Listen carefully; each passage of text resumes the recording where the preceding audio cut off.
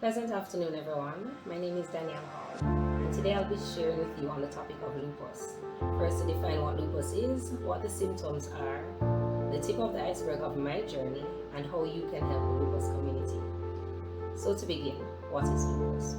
Lupus is an autoimmune disease, which means that the body's immune system attacks the healthy tissues and organs. This attack is considered inflammation and can affect many or any body system, like the joints, the brain, the blood cells, organs like the heart, the lungs, the kidneys. And it ranges with symptoms such as fatigue, fever, joint pain, stiffness, swelling, hair loss, weight gain from medication, bruising, rashing, fatigue, if I mentioned that already, memory loss, and a whole host of other things that I won't be able to say right now. Lupus can cause one to develop other medical conditions. It is important to note that no two cases of lupus are alike, and patients can experience a range of symptoms all at the same time or even none at all. Range of symptoms causes what we call a flare. A flare is when the body is most active from the disease, and remission is when a person who has lupus has no symptoms being presented at the moment, which doesn't necessarily mean that the person no longer has lupus, which would just mean that the person's lupus is no under control. Lupus is a disease that is mostly diagnosed in women from ages 15 to 45. Not to say that women below or children below 15 can be diagnosed, or women over the age of 45 can be diagnosed.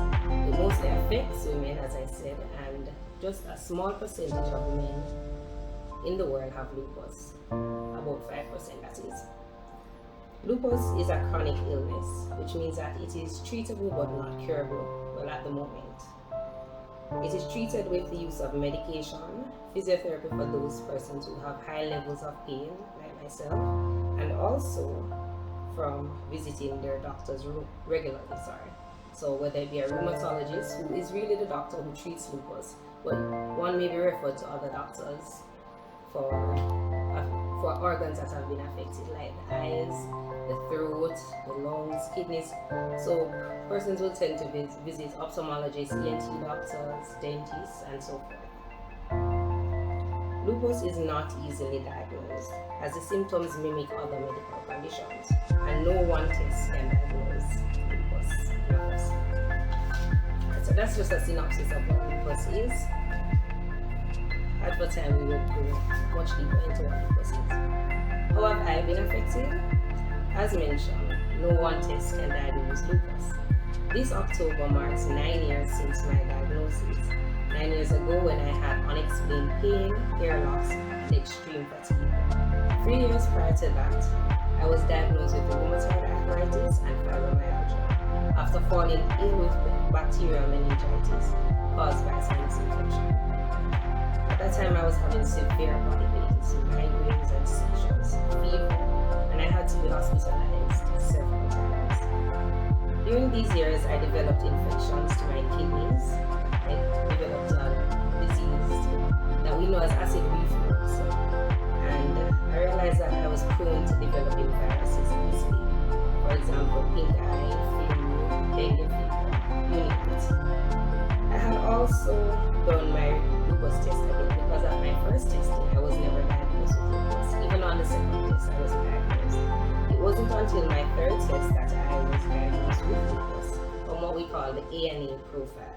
Well, that is what's shortened for anti-nuclear testing.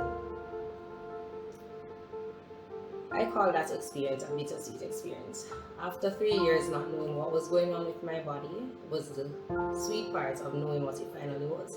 Bitter because I knew what was ahead after reading up on what lupus was. Since then, I've been hospitalized almost twice every year with a flare.